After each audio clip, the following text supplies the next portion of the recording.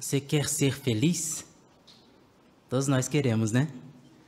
Mas qual é o segredo da felicidade? Todo mundo busca esse segredo? Descobrir como ser feliz de verdade? Vou contar aqui duas histórias, dois casos reais de pessoas que não eram felizes. Tente descobrir o que faltava para essas pessoas. Dois casos. O primeiro é do Uruguai, um homem chamado Luiz. O Luiz não era feliz. O Luiz se dizia ateu. Ele dizia que não acreditava em Deus, mas em busca da felicidade ele quis aproveitar a vida, fazer de tudo, em festas, muita bebida alcoólica, se envolveu com espiritismo, usou drogas, mas nada que ele fazia trazia verdadeira felicidade para ele. O segundo caso vem da Argentina, uma jovem chamada Helena. Ela sofria de depressão. Ela nunca se interessou em aprender sobre Deus, mas para poder se livrar dessa doença, a depressão, ela procurou a ajuda de um psiquiatra. E o conselho que ela recebeu do psiquiatra é que ela devia relaxar, tentar ser mais feliz. E para isso, a orientação dele é que ela fosse sexualmente ativa. Então ela aceitou esse conselho e caiu na imoralidade, né? Em muitas festas, bebedeiras, teve relação sexual com vários homens. O que aconteceu? Ela ficou grávida 2 vezes, fez aborto e a depressão só piorou. Também bebia muito, fumava muito. Situação cada vez pior para ela. Nada trazia felicidade verdadeira. Nesses dois casos, notou o que faltou para eles? Um detalhezinho pequenininho que foi citado, que eles não fizeram. Nenhum dos dois buscaram conhecer a Deus. Não tinham interesse em saber sobre Deus. Queriam aproveitar a vida, ser feliz de outra maneira. Mas a história deles teve uma mudança, mas depois a gente conta. Aguarde. Agora, e você? Quer ser feliz? Quer ser feliz de verdade? Então eu vou contar o segredo. Nós podemos te garantir, se você conhecer a Deus, se tornar amigo de Deus, você vai encontrar a verdadeira felicidade. É possível. Mas pensa, amigo de Deus? É possível mesmo? Deus, tão longe, Deus Todo-Poderoso, né? Sim, é possível. Pense, por exemplo, em alguém que você considera o seu amigo. Por que você diz que essa pessoa é seu amigo, amigo de verdade? Provavelmente você sabe o nome dele, sabe onde ele mora, sabe a história da vida dele, conhece a família, o que ele trabalha, o que ele faz hoje, o que ele planeja fazer no futuro. Você sabe até o que você pode fazer para agradar ele, para deixar ele feliz, né? Então pode-se dizer que é um amigo verdadeiro, né? E com Deus, será que a gente pode ter essa mesma amizade? Sim. Você sabe tudo sobre Deus? Sabe o nome dele? Conhece a história de vida dele, onde ele vive, o que ele já fez, o que ele quer fazer no futuro, o que você pode fazer para deixar ele feliz? Sabe? Vamos conversar um pouquinho agora, partindo do princípio que o básico você já conhece. Provavelmente você viu um Salmo 83:18, que o nome de Deus é Jeová. E o primeiro passo para ser amigo de Deus é conhecer o nome dele. Mas vamos falar sobre 3 coisas importantes para um amigo ser mais achegado. Primeiro, onde Deus mora? Segundo, o que ele já fez? Qual é o histórico de vida dele? E o terceiro, o que nós podemos fazer para deixar Deus feliz? Então vamos considerar esses 3 pontos? Então primeiro, se estiver anotando, anote aí a primeira dúvida, onde Deus mora, né? Se você tem um amigo bem achegado, você sabe onde ele mora, né? Sabe o endereço da casa dele, né? Já foi lá, né? E Deus? Onde Deus mora? Qual é o endereço? Na rua que Deus mora. Vamos ver aqui qual é o endereço? Está na Bíblia, no Salmos 97:9. Ache, por favor, na sua Bíblia, o Salmo número 97, verso 9. Vamos tentar discernir aqui onde Deus vive. Salmo 97:9. Pois tu, ó Jeová, és o Altíssimo sobre toda a terra. Estás numa posição elevada, muito acima de todos os outros deuses. Então, dá para discernir aqui onde Deus está? A gente viu que ele está acima, numa posição elevada, né? Sobre toda a terra. Mas é interessante a gente parar para pensar nessa palavra aqui. Tu, ó Jeová, és o Altíssimo. A Bíblia cita mais ou menos 50 vezes se referindo a Jeová como Altíssimo. E ninguém pode ser comparado a Jeová, ele está acima de tudo, né? Muito acima de todos os outros deuses. É uma posição suprema, máxima do universo. E é até difícil descrever essa palavra Altíssimo. Pense numa coisa que você considera ser muito alta, né? Vamos imaginar aqui uma situação. Imagine o ponto de vista de uma formiga, olhando para você. A gente olha para a formiga, ela é muito pequenininha, né? Imagine ela olhando para a gente é altíssimo, né? Agora, veja uma imagem agora na tela, qual seria o ponto de vista desse local aqui, ó. Nessa imagem, a gente vai ver como se fosse no alto de uma montanha, ou de um drone, de um helicóptero. Imagine alguém olhando lá de cima. A gente está ali embaixo, tem a cidade ali, tá vendo? Tem umas casinhas, né? Mas consegue enxergar alguém aí? Uma pessoa? A gente parece menor que uma formiga, né? Nesse ponto de vista, a gente é muito pequeno, né? Esse é um ponto de vista altíssimo. Mas veja agora um outro ângulo, um outro ponto de vista. Na próxima imagem, nós temos agora o planeta Terra. Alguém olhando daí, talvez de um satélite, né? Dá para enxergar a gente? Nem a formiga, né? Muito menos, né? Então, esse ponto de vista é altíssimo mesmo. Mas será que é aí que Jeová está? Jeová enxerga assim? Obrigado pela imagem. Vamos ver agora o tamanho de Jeová. Será que Jeová está na altura lá do satélite, mais ou menos, enxergando a terra daquela visão? Abra sua Bíblia, por favor, em Isaías, no capítulo 40, versículo 12. Vamos entender, mais ou menos, o tamanho de Jeová. Vou fazer uma pergunta mais específica. Você sabe o tamanho da mão de Jeová? Saber o tamanho da mão dele, você vai imaginar o tamanho dele, né? Isaías 40, 12 mostra o tamanho da mão de Jeová. Diz assim, ó: quem mediu as águas na concha da mão e mediu os céus com o palmo? Quem ajuntou o pó da terra e o pôs numa medida, ou pesou os montes e as colinas na balança? Viu a primeira imagem que a gente viu? Montes, colinas, né? Uma casa lá embaixo, pessoas bem pequenininhas. Para Jeová ele pesa numa balança, né? Na verdade, todas as águas da terra cabem na concha da mão de Jeová. Agora consegue imaginar o tamanho da mão de Jeová, né? É como se a terra inteira, aquela última foto que a gente viu, fosse um grãozinho de areia na mão de Jeová. Ele consegue enxergar tudo ali. Então, mas ainda não é dali que Jeová vê a gente. Veja uma outra imagem agora. A próxima imagem, nós vemos a Via Láctea.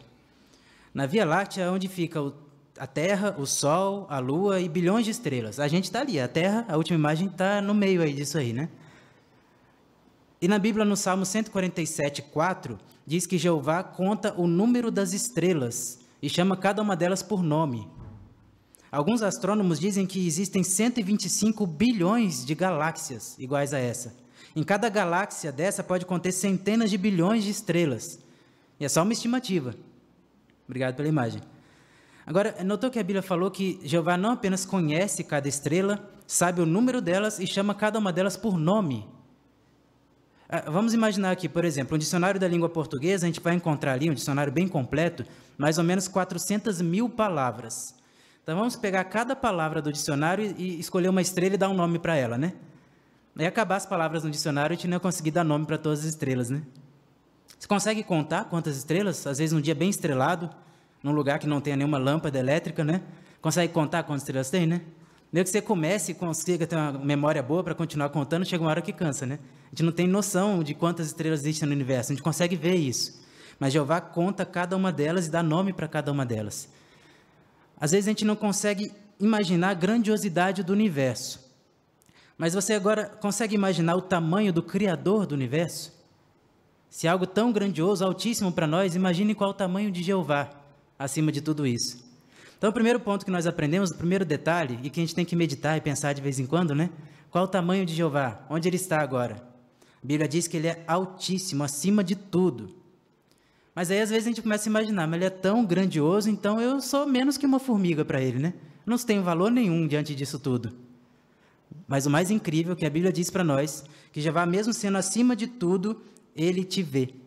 Ele se interessa por você, pessoalmente. A sua oração, mesmo em pensamento, ele está dando atenção e vai te responder. Então, é um grande amigo, né? É um amigo de verdade. Não importa onde ele esteja, ele vai te dar atenção.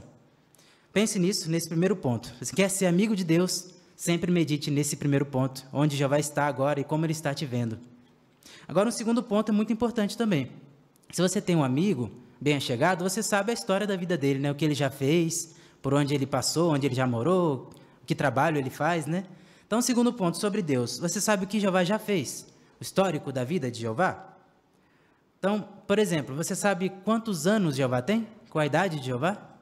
Vamos ver se a Bíblia mostra isso para nós? Abra agora a sua Bíblia no Salmo 92.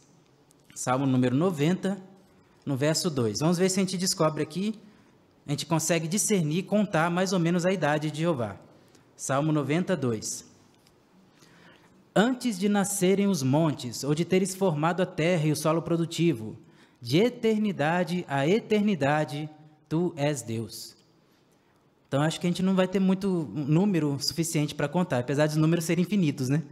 Mas a Bíblia fala de eternidade a eternidade, para trás, para frente, né? Jeová sempre existiu e sempre vai existir. A gente não consegue dizer que Jeová teve um começo. Ele sempre esteve lá. Não tem pai e mãe, né? Que geraram Jeová, né? Ele sempre está, em todo momento. Então, essa idade de Jeová é a idade eterna. E tudo que acontece, tudo que veio existir, que existe hoje, veio depois de Deus. Deus que criou todas as coisas. Mas o que veio depois dele? Abra sua Bíblia agora em Neemias, o livro de Neemias, no capítulo 9, versículo 6. Neemias, antes do Salmo. Neemias 9, 6. Veja agora o que depois de Jeová que surgiu, o que teve início. Neemias 9, 6. Só tu és Jeová. Tu fizeste o céu, sim, o céu dos céus e todo o seu exército, a terra e tudo o que nela há, os mares e tudo o que há neles, e preservas vivos a todos eles, e o exército dos céus se curva diante de ti. Aqui está falando do único Deus verdadeiro, é esse que a gente está falando, nosso amigo. Diz que ele, Jeová, ele que fez os céus, e os céus dos céus e todo o seu exército. Agora, esse versículo não está se referindo a esse céu que a gente enxerga, não, das estrelas que a gente tentou contar, né? Quando fala aqui do céu dos céus, todo o seu exército, se refere à criação espiritual que Jeová fez. Você lembra qual foi a primeira criatura espiritual que Jeová criou? Está lá na Bíblia, Colossenses 1, 15 a 17. Então, Jesus foi o primeiro filho de Jeová, né? Filho unigênito, né? Primogênito de Jeová. Interessante que a Bíblia diz que ele foi o primogênito de toda a criação e por meio dele foram criadas todas as outras coisas, no céu e na terra, as coisas visíveis e as coisas invisíveis. Ele já existia antes de todas as outras coisas e por meio dele todas as outras coisas vieram a existir. Mas vendo esse texto, Colossenses 1, 15 a 17, parece então que Jesus que é o Criador, né? Por meio dele todas as coisas vieram a existir, mas nós lemos aqui no Neemias 9, 6, só tu és Jeová e tu fizeste os céus e a terra, né? Como se explicaria isso, né? Na verdade, em nenhum momento Jeová fez Jesus para ser o Criador e ele aposentou, né? Não foi assim que aconteceu. A gente pode dizer que Jeová e Jesus trabalharam juntos. O próprio Jesus atribuiu a Deus a criação de todas as coisas, diz que ele é o Criador. E a Bíblia diz que Jesus é como um mestre de obras. É como se os dois estivessem juntos construindo uma casa. Um talvez faz o projeto da casa, estuda o terreno, desenha como vai ficar, o outro lá começa a colocar os tijolos, né? Então, Jeová e Jesus juntos criaram todas as outras coisas, mas Jeová continua sendo o grandioso Criador e Jesus concorda com isso. Mas depois de Jesus, o que eles criaram então? Aqui que nós lemos em Neemias, o céu dos céus e todo o seu exército, é o exército de anjos, anjos celestiais, né? Estão lá ao lado de Jeová e Jesus. O interessante é imaginar que cada anjo foi produzido individualmente e cada um tem uma personalidade.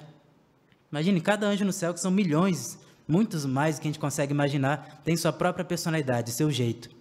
Essas foram as criações que Jeová e Jesus fizeram lá no céu. Mas nós lemos aqui em Neemias que depois ele fez a terra e tudo que nela há, os mares e tudo que há neles. Esse verso te lembra algum outro versículo da Bíblia conhecido? Tenta ver lá o primeiro versículo da Bíblia, lá quando abre a Bíblia no comecinho, Gênesis 1:1. O que diz lá? Não é parecido, né? No princípio, Deus criou os céus e a terra. Então, é aí que entra esse primeiro relato da Bíblia. A Bíblia começa nessa informação, a partir daí, né? Depois de Jesus e os anjos já estarem no céu, Deus passou a criar os céus e a terra. Agora, como que Jeová fez isso? Como ele criou tudo que existe hoje para nós? Versículo 2 aqui, Gênesis 1, 2, diz que a terra era vazia e deserta, e havia escuridão sobre águas profundas, e a força ativa de Deus movia-se sobre as águas. Então, a Bíblia mostra para nós algo também impressionante, que é difícil a gente ter uma dimensão do que é a força ativa de Deus, o Espírito Santo de Deus. É uma energia tão forte, incrível, né? Que por meio dessa energia que sai de Deus, todas as outras coisas foram criadas. E mais incrível ainda, não foi criado de qualquer jeito, não foi uma bagunça, né? Ele saiu explodindo as coisas no universo, né? É incrível analisar, estudar a diversidade e variedade e organização do universo em tudo que existe. Vamos ver algumas coisas que os homens estão tentando estudar e entender, e ainda não descobriram tudo completamente. Por exemplo, a próxima imagem, a gente vai ver uma pesquisa que foi feita e que descobriram espécies variadas de árvores e plantas. Às vezes, perto de casa, a gente vê uma árvore dessa, né? Tem umas mais bonitas, mais coloridas, né? Mas os homens analisaram que os homens conhecem, mais de 60 mil espécies diferentes de árvores. 60 mil. E as plantas, você tem uma plantinha em casa? Tenta cuidar de um vasinho de planta, né? Balançaram a cabeça, né? Mas diferentes espécies de plantas são 400 mil plantas diferentes. Jeová gosta de variedade, cada uma de um estilo, de um jeito, né? Agora, a próxima imagem, a gente vai ver outra criação de Jeová, também impressionante. Nessa imagem, a gente vai ver agora as criaturas terrestres. Então, os mamíferos, anfíbios, répteis, tem animal de tudo que é jeito, né? Tudo que é tipo. Os homens estudaram e descobriram, no que os homens conseguem enxergar hoje, 14 mil espécies diferentes, criaturas terrestres diferentes, 14 mil. Umas bem diferentes mesmo uma das outras, né? Temos mais uma pesquisa que foi feita agora nas águas. Então, existem muitas variedades de peixes, a gente não tem ideia quantas. Os homens encontraram 30 mil variedades de peixes.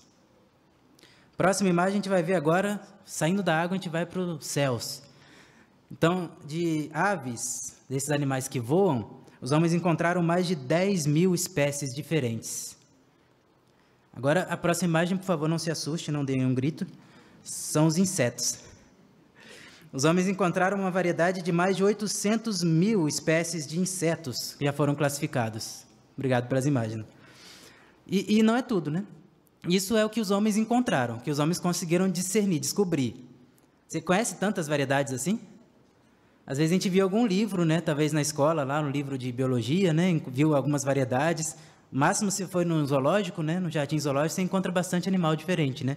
Mas tantas variedades impressionantes existem no mundo, a gente não dá conta de conhecer tudo. A gente vai ter eternidade e não vai conhecer todas as criações de Jeová.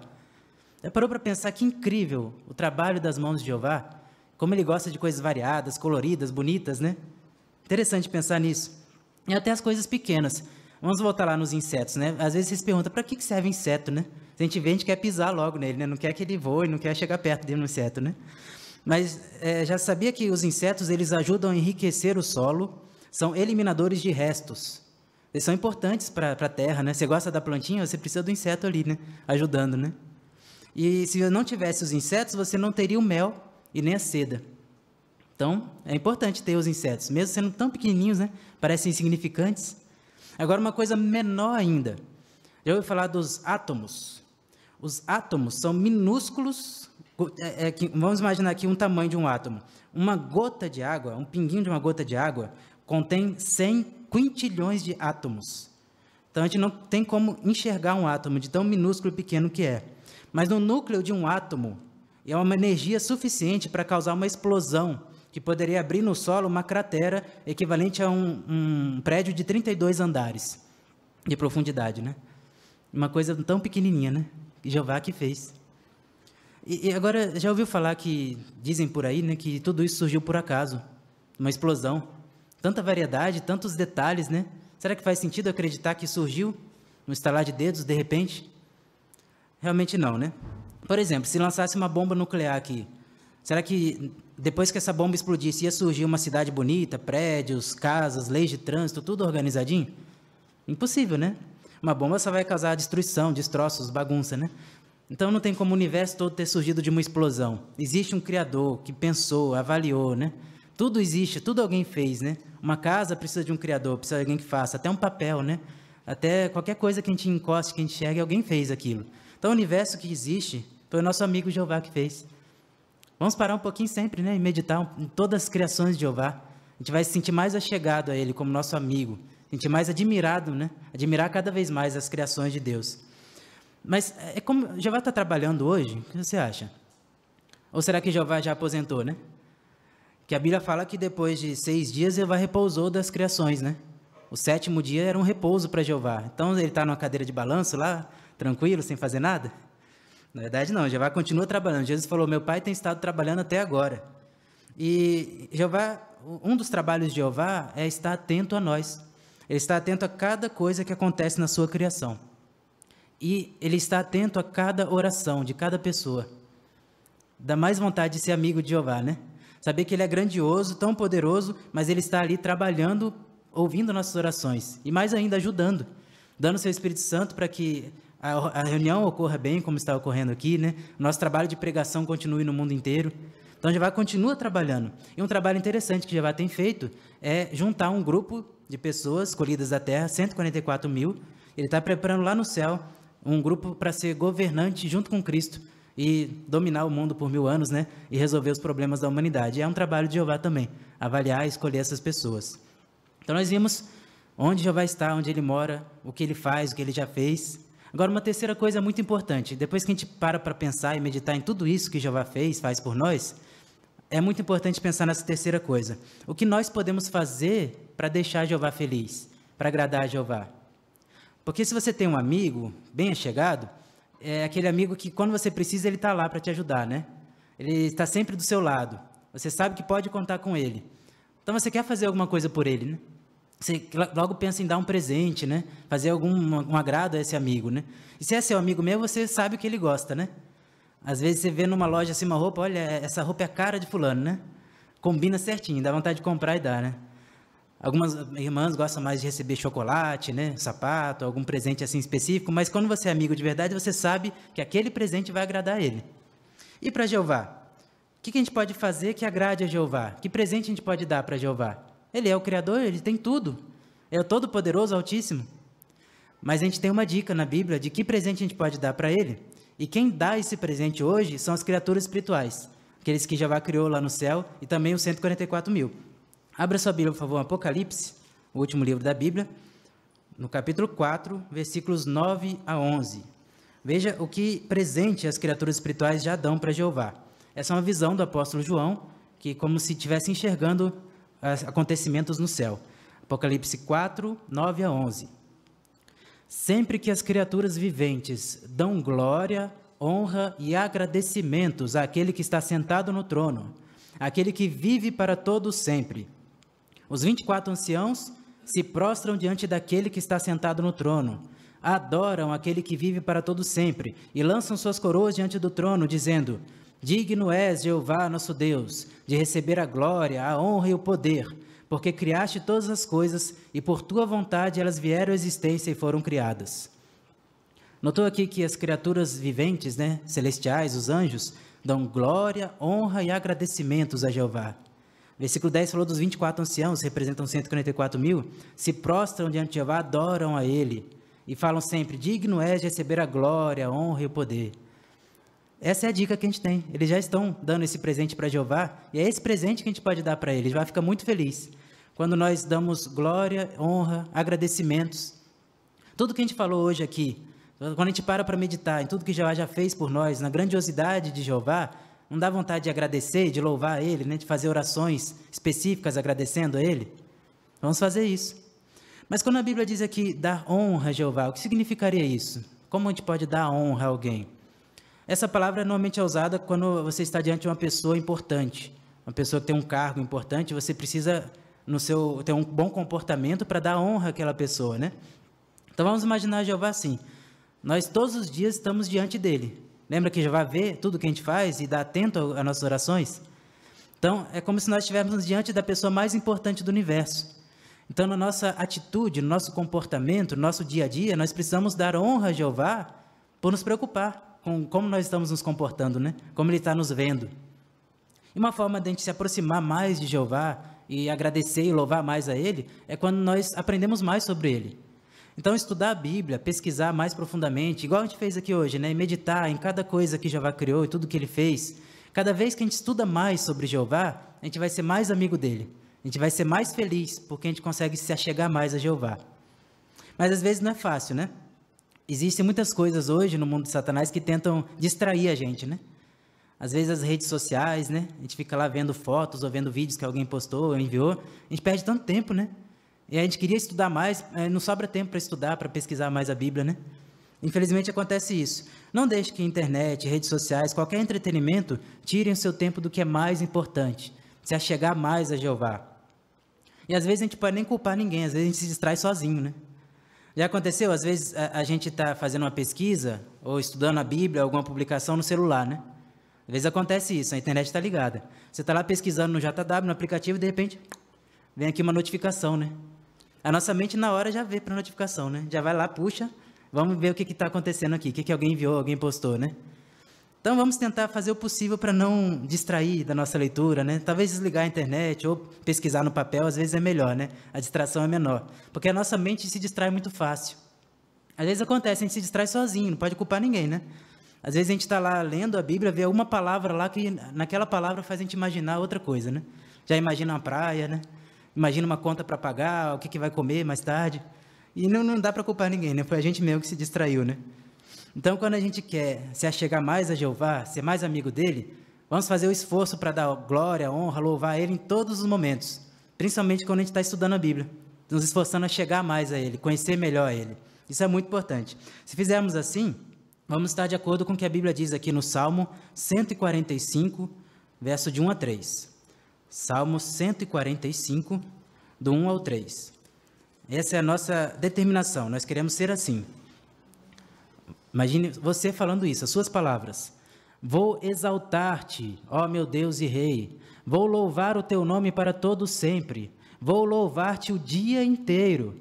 Vou louvar o teu nome para todo sempre. Jeová é grande e digno de todo louvor. Sua grandeza é insondável. É isso que nós queremos, louvar Jeová todo dia, o dia inteiro, em tudo que a gente fizer. Porque a gente sabe que ele é nosso amigo, a gente conhece ele, a gente sabe da história dele. Ele merece que a gente louve ele, né? Mas lembra que no começo a gente contou duas histórias, né? 2 casos de 2 pessoas que não eram felizes? Tinha lá o Luiz, que não era feliz, né? Usava drogas, bebidas alcoólicas, ia em muitas festas. Será que a vida dele mudou? Ele conseguiu encontrar a felicidade? Ele conta que sim. Certa vez um amigo deu a ele um livro, que era o tema A Vida, Qual a Sua Origem? Evolução ou Criação? Esse livro, mais antigo, né? Alguns conhecem, ele conta mais ou menos isso que a gente contou hoje nesse discurso. Toda a criação de Jeová, o universo, as criaturas espirituais, né? Também a criação na Terra. E ele sozinho começou a ler esse livro e ficou impressionado em saber que existe um Criador, que tudo que existe vem de um Deus, né? Todo-Poderoso. Mas por causa das pressões, das dificuldades, ele logo voltou à vida de drogas, bebidas alcoólicas. E um dia ele conta que no momento de muita angústia, a situação dele estava no pior, no fundo do poço, ele estava caído do lado de uma lixeira. Ele orou a Deus, aquele Deus que ele leu no livro, e perguntou se tinha algum motivo dele estar ali no mundo. Deus mostrasse para ele uma forma de dar sentido à vida dele. E quando ele voltou para casa, logo no dia seguinte, a campainha da porta tocou. Lá estavam 2 testemunhas de Jeová, e ele começou imediatamente a estudar a Bíblia. E com o estudo da Bíblia, ele fez um progresso muito rápido, porque ele sabia que aquilo era verdade, já tinha decidido que iria servir a Jeová. E progrediu, deixou os maus hábitos, se batizou. Hoje ele é uma testemunha de Jeová, batizado. E ele disse que se sente mais amigo de Deus, e isso trouxe verdadeira felicidade para a vida dele. E o outro caso era a Helena, que sofria de depressão, né? O psiquiatra lá, o psicólogo, deram instruções que não ajudaram ela, né? Mas, apesar de ela levar uma vida imoral, se envolveu com o espiritismo, muitas outras coisas, certa vez ela teve contato com uma testemunha de Jeová e ensinou para ela que existe um Criador. E ela nunca se interessou em saber sobre Deus. Mas a situação estava tão difícil para ela, tão triste, que ela buscou, então, a ajuda de Deus. Nesse momento, ela viu que valia a pena se esforçar em ser amiga de Deus. Aos poucos, com a ajuda dos irmãos, com o Espírito Santo, com a ajuda da Palavra de Deus, ela conseguiu abandonar as práticas erradas e se tornou uma amiga de Jeová. Na experiência, ela conta: hoje eu sei o que é ser feliz de verdade. Então, você quer ser feliz? Quer ser feliz de verdade? Sabe qual é o segredo? Veja a sua Bíblia, o Salmo 144, 15. Salmo 144, 15, só a parte B, lá no finalzinho. Salmo 144, 15, o final diz: feliz o povo cujo Deus é Jeová. Então conheça Jeová, faça parte do povo que é amigo de Jeová, seja amigo de Deus, e com certeza você vai ser feliz. Você vai estar amigo do grandioso Criador, o Altíssimo, que vai fazer você ser feliz para sempre.